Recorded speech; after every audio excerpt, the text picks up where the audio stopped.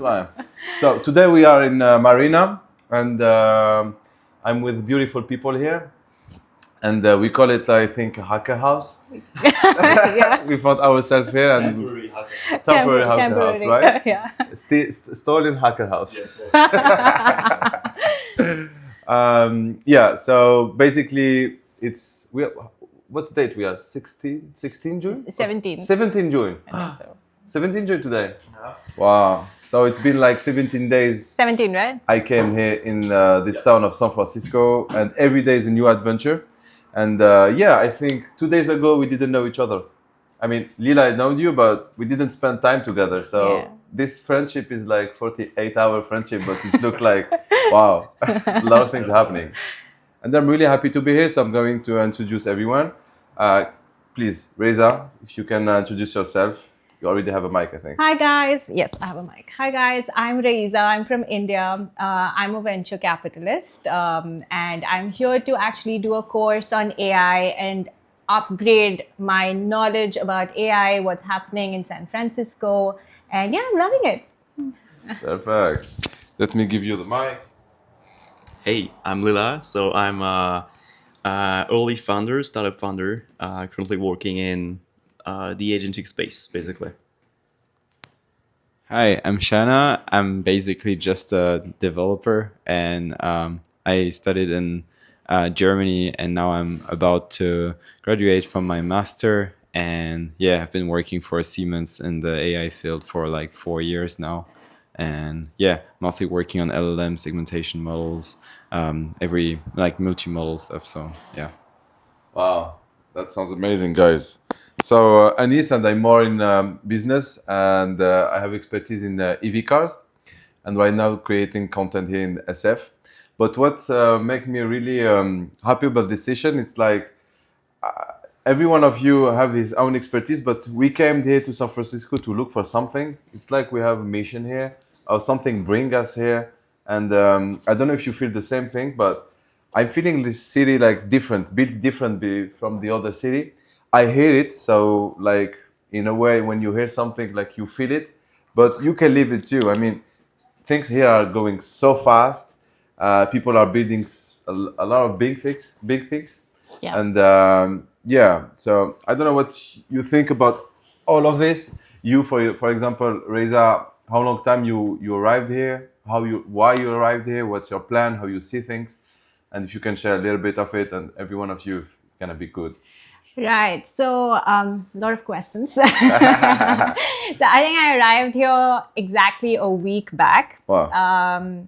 So, I mean, my primary intention was to meet like interesting people, understand what's happening in the AI space. I think it's shifting so fast, right? Like you're a developer, you're building, you guys know it better than me, like how fast it's changing and things like that. So, but you know, the minute I arrived here, I think in like 2 days, it's just been like exponential, like the relationships and just the vibe. And I honestly love it. I love it. I don't want to leave the city at all. Yeah, that's my experience. Yeah. Right. What about you, Lila? Pretty much the same, but I just arrived like a month ago, and yeah, same. I'm decided to live here right now. Just need a visa, which is not an easy thing to obtain, but that's it. And yeah, like love the place, especially here, like in the Marina district. It's like super calm, but at the same time not that far from the center, so we can like still meet people. And I came here because I was living my previous startup, and I was starting to work on the agentic space, like the foundation of the agentic era. And every time I was meeting someone on Zoom or, you know, like hanging out with someone, that person, like 80% of the time, was in San Francisco. I just felt it was the right place to be to build those kind of ventures. And so yeah, just decided to move 4 months ago, and here I am. Wow. Nice. Very nice experience. For me, I really just was visiting friends, and I got literally dragged in. The city is amazing. The people are really amazing here, and there's like this whole ecosystem where people are just like somehow randomly meeting each other, but because everybody's working in the same field, they are all creating something and building something new or like something which is like has value. And this is where like I can bring my own value to the people as well, and thus it works very very well and very smoothly. So compared to any other cities where everybody is working in different fields, here it's really a lot about tech, and because tech is my passion, so I got dragged in, and it's beautiful. It's a nice experience. Wow. And they think too, like you are doing like the tour, comment on dit, le tour du monde? The Yeah, I just did a tour of the world. Like I'm in South Korea, This guy's to living his Australia. life. I've been to Hawaii, then Los Angeles, then I've been to Mexico, and then everyone came here, and yeah, so basically Shana was doing a tour of the world. We did a lot of city. Lila, you came from France and you have like 1 month from here, and your goal is like founding your company, raised, Get a visa. get a visa, and for you, Reza, it's what you said? Learning about AI. Learning about And AI. finding interesting startups. Exactly, and I think you are doing too a Stanford course. For my course, yeah. Yeah, Yeah, and building out like an AI agent for the VC industry. That's crazy. That's Yeah. good. That's good. I like it. I like it so much. Yeah, I'm very excited. I'm very excited. So basically, for me, the same question would be like where I came here. I was inspired by a series that I saw here in the US, and this series named Undercover Billionaire. I don't know if you heard about it. No. Is that like the show where they start back from zero? Yeah, is that it? Exactly. Yeah. So they took like billionaire people who have wealth and a lot of people and businesses and a lot of good things, and they put them and they get them out from their business and their life, and they put them in another city. They change their name, and they begin with $100 broke, and they need to make like 1 million in 19 days. Okay. So they run it 2 times. 90 or 90? 90, 90, okay. 90, like 3 months. Yeah. Yeah. almost as long as an Nesta. Wait. That's as long as a Nesta. Exactly. That's why I'm here. What was the show's name again? Undercover Billionaire. Undercover Billionaire. Exactly. So I said, okay, basically I have 19 days, and can I make a business for 1 million? And I came here like 1 month ago, and when I was telling this to people, people told me here, it's not bold enough. 1 million is not bold enough. Here you need to create, like if you need to create a business, 1 million is not the goal. You need to create a business for 100 million, for 1 billion, for example. But just 1 million, it's not enough to be here in San Francisco. And they told me the cost to make 1 billion company and 1 million company here is the same. Do you think it's true or not? Like the time investment? The time investment, the cost of the life, Yeah. is the same, right? Yeah, I mean,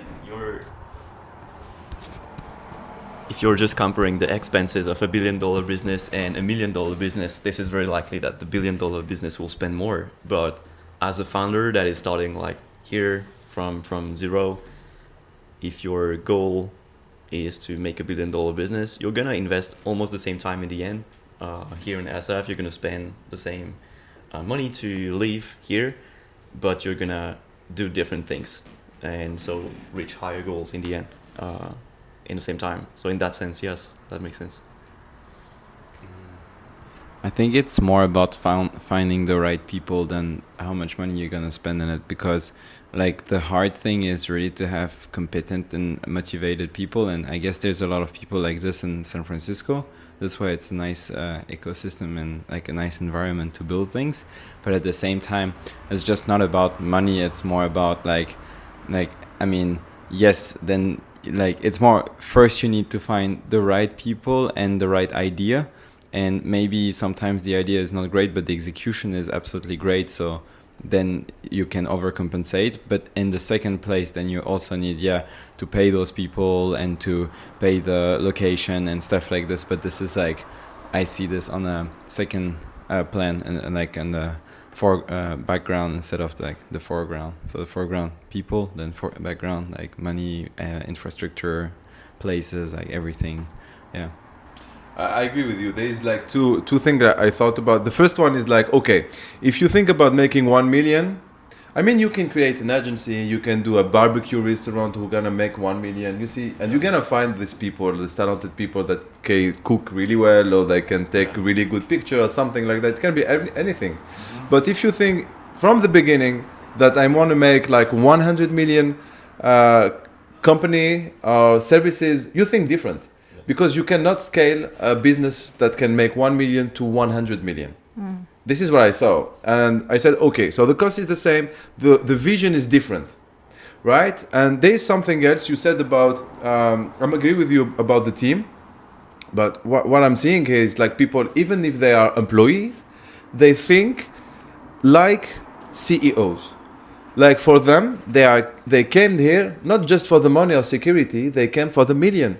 They came to be a part of a big project and like change the world or something like this, you know. Even if they are employee, you know, they get a lot of money from their salary. For us, it's a lot of money, like because our average like salary is then less higher than what we can find here.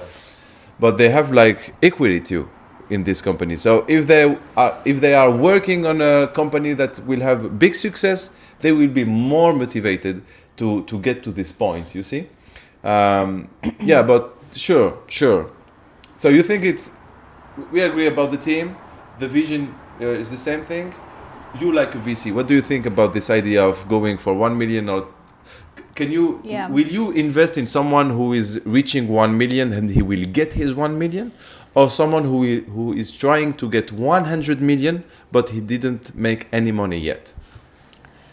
To your previous question, I think I want to add one thing to what all of you all actually said, because I travel to places where the capital is, right? So capital, I don't think is the scarcity. Like if you look at MENA, it has huge amounts of capital. But after coming to San Francisco, I think what is different here from the rest of the world in terms of the 1 million to 100 million sort of a perspective is that it gives you the freedom to fail. I've just started feeling that about the whole ecosystem, right? It allows you to take risks. It allows you to fail in public.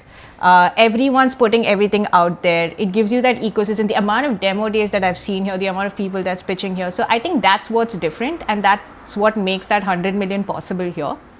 And to your second question of who I would invest into, just the way VC in itself is structured, we believe in the power law. So I will definitely choose the person who's going for the 100 million, right? So yeah. Interesting. Wow. Okay. Right. So it's possible here to make 100 million. I think so. It's the mindset. In 90 days? Well, should we give it a try? Everything is possible. Is that likely? Is that realistic? I would say no, but that's possible. Like if everything goes well, you land on a perfect idea, you find the right people, find a market that is like starving from. Yeah. If you find a market that is like starving from your solution, and you come as a first actor, perfect execution, you meet the right people, that's possible. But yeah, unlikely. Otherwise, I would say. Okay, so you think having the right team, finding something like a market where is like a really intense need can make you 100 million in 90 days?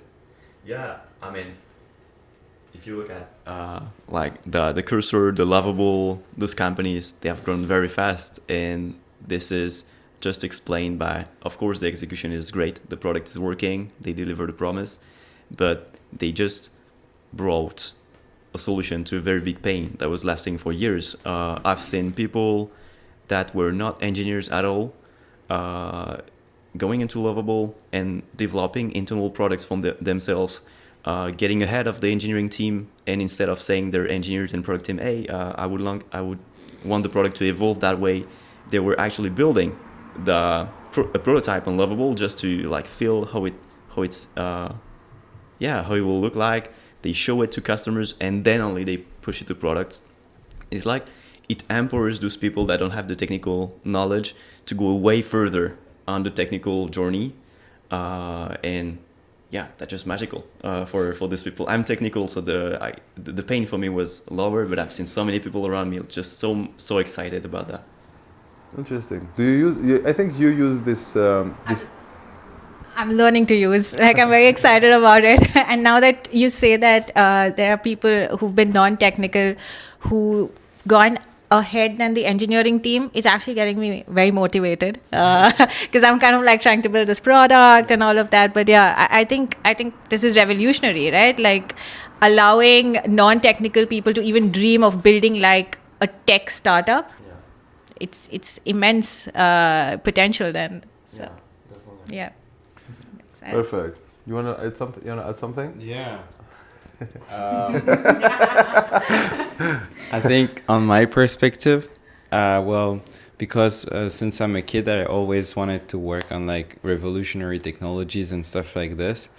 Well, I didn't came here for the money. I mean, it sounds stupid, but like the thing is, like I don't see it as a finality, and my goal is more because I want to work on stuff that I love.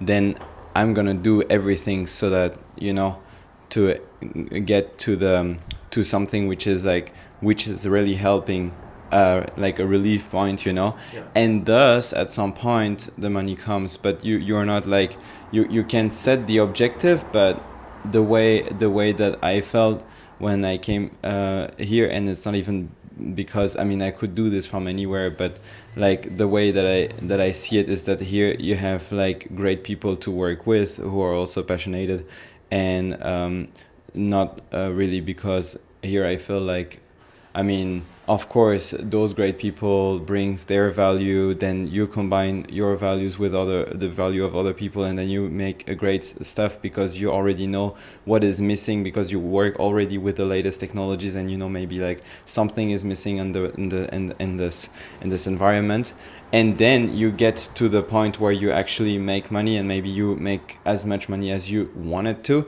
But in the first place, under my perspective, and strictly under my perspective, because of course that might work as well. I don't know, maybe you can just set the amount of money you want and then get there, whatever it costs, whatever it looks like and stuff. But for me, it's more like I want to work with people who I love and do things that I love. And yeah, and at some point, I think most of the greatest ideas were not developed just to have this amount of money, and it actually you know, worked out in the end, and they made the amount of money they wanted even more. It was more they actually were thinking, oh okay, this is a great idea and we need this, and then they back propagated their idea to the code itself, and how do they program this and this, and they made something very special, and then get to the point where they make this those valuable companies in the Silicon Valley. But I mean, that's the way I see it, but everybody can see under different perspectives, and I think I really respect this vision, and I think it's the right one to get, and this is why I think in the team you need to have different perhaps perspective of the fact. For me, money, it's not the goal. Actually, it's an indicator. It's like it gives you an indication about where you want to go. You see, it's not to get 100 million on my pocket. This is not the fact. It's not like how to be rich. This is not the goal. Of course, I think you cannot reach a 100 million company if your salary or people with you around you don't like what they are doing. I think it's at the basics, and it's need to be like this. You can't force someone to work on something they don't like it, or work with someone who don't like it, right? So for me, it's both. You see, you cannot just work on something that you love and it will not bring money, because a company, if it needs to be profitable or it needs to live, the company needs some money to live, you know. So it's really it's the same thing. It's like you cannot be surrounded about people, or it's gonna be like a research thing. If you do like something that you love deep, a deep sector and you go through it every day because you love it, it's gonna be richer if you don't look for the money in the end. You know, you are looking for a solution. You are looking for something that's gonna change our problem. But it can be the both, because if you see OpenAI, I think in the beginning OpenAI was a non-profit company, right? Yeah. They begin like this, and they just changed it like perhaps 2 or 3 years ago, perhaps less. I'm not sure. And there's a lot of companies that are mixing research. And there's a lot of companies that are mixing research and like profits also. Exact. So yeah, I think it's two different way, but it's the same way in the end. I think people who are doing research on OpenAI, I'm not sure or agree 100% that they agree with the cost that OpenAI are taking from all the people about the strategy of OpenAI. You see, this is more like in the board strategic, I think, that can, and yeah, there is a philosopher named, you name it? La fin justifie les moyens. The end justify what you do. It's like, isn't that Nicolas? You know him? I know the expression, but I Right. don't know the author. Yeah, the author like write a book, and this book is like Machiavelli. Did you hear about the name Machiavelli? No. Machiavellic. This guy is Machiavellic. No? Machiavellic, ça te parle? Machiavelli? Machiavelli. So his name is Machiavelli, and from his name we create a new word, like for someone who is like Machiavellic. How is it? Yeah, that's a very negative name in French. It's like someone is very bad. It's like Machiavellic. Yeah, and- more than yeah. strategy. It's like he Yeah, can do. trying to control everything for his own interest, and like Like a narcissist. yeah, Kind of, because he was like with I think it was like in the past 600 years ago with like royalty, and you know the royalty had his own circle about people who they give them like advice, and they was in the court. So they in this moment was like a game of politics and strategic things. So Machiavelli write a lot of book about strategic. One of them right now is really famous. It's 48 power law. Did you hear about it? Like, one, just give it, yeah. So Machiavelli, like, it's very interesting because I think we had the same discussion about AI. We said if tomorrow AI will be so powerful that you can ask the AI to do something really impossible. For example, you have two companies and you use the AI on one company and you said your goal is to beat the other company. At which level the AI can go on the strategy that can make you win this war? I don't know if you can add more explication. We were talking about AI alignment and the fact that there is this well-known example. I don't know it in English, but let's take it from your example. This is basically an example where we ask an AI, can you maximize the profits of that company? And the AI is going to like conquer market, open new like new strategy, hiring people, make some that. leverage. She gonna make everything to beat this other company. Yeah. Until one point, like if it can't beat this company, she can say, okay, if I kill the founder of the other company, I will win. Okay. Because- this is like a real scenario that you're talking about. no, this doesn't exist. This is Hypothesis. Hypothesis. Ah, okay. Yeah. Okay. Because if you kill the founder of the other, Yeah. you will win. And the AI is Not just executing orders. necessarily.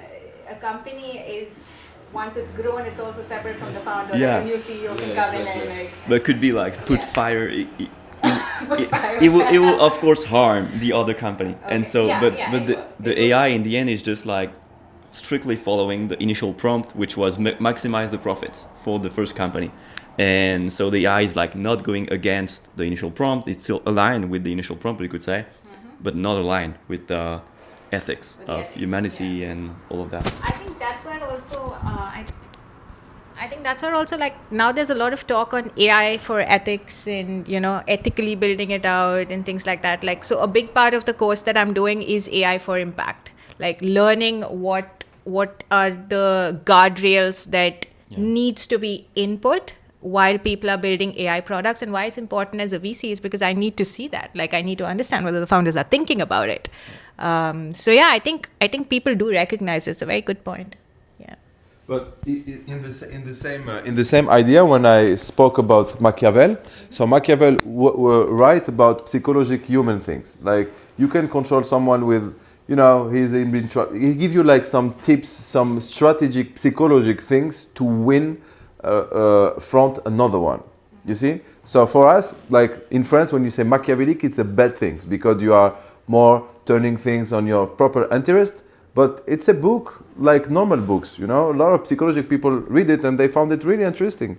Not even like it's a bad book or no. Machiavellic. Machiavellic. I love it. I'm gonna use this. Machiavellic. Yeah, it's Machiavellic. Like Elon Musk is Machiavellic, Yeah, he can. Yeah.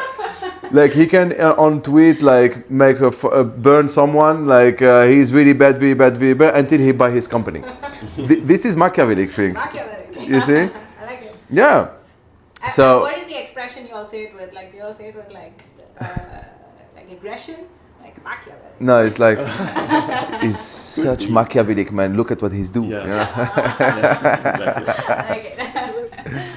Yeah, very interesting. But that makes sense. And something like that, I make some link between the very first thing we were discussing about, like the million, and the thing you were saying. Like, usually it's not only about the money. People, they have all the needs. They want to achieve something else. They want to contribute to humanity. Some people, they just want love, and this is the way of doing this, even if that's sometimes not super healthy. But there's something that YC is saying often is inspiring me a lot, is like, build something that people want. And that concept, it goes into a lot of the questions we were just like raising. For example, should you build a company for money? Should you build a company because that's your passion? This is something you really love, you will enjoy? Or should you build something that people want? And in one of the podcasts, I remember them saying, of course, building something that you love, like that is one of your passion, is great. You're gonna put a lot of energy, that's something you love. But if no one wants it, it's gonna be very demotivating in the end, because it's like you will spend a lot of time for nothing. And so there's this balance where you do something that really people want, and your energy, like your motivation comes from all the interaction you have with those people, and the fact that you can see that you're actually really contributing to another human on this planet. You can have feedback. You're not like alone in your room working on something that no one's want. I think it's a really for me. I spoke about YC in one of previous video because I was mad because I don't like when you need to do a lot of effort to enter to a place. But of course, for me, when I know YC before, but here when I meet people, like, YC is a religion here. Yeah. Like, you cannot say something bad about YC or something like this. I'm not an expert. I don't have any legitimacy to speak about YC, but I saw some numbers, was very interesting numbers. One of them is like, and even the tenders change. Right now for the AI, we say like, you need to build something that can be useful for you. But in the past, it was true what you said. You need to build something that's useful for the other, build something that people want. But right now it's like, build something that you want. That's linked. Oops. That's linked. Like, that's another advice that is, if you ever felt a pain, like in your past jobs, or for example, you worked in electric vehicles, you've been like project manager for big groups, and you have probably felt some pains there in your work. And so that's super relevant if you leave this company and create a solution to that pain, because you have actually felt that pain. So that's not like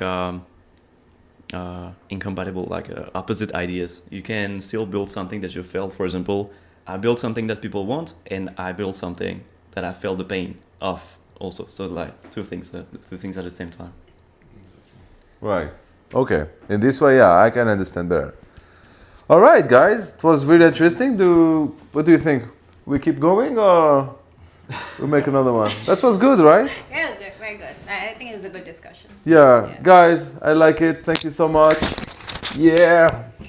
The best one. Yeah! Are you doing something? Thank you. Thank you for letting me. Let's go. Let's go!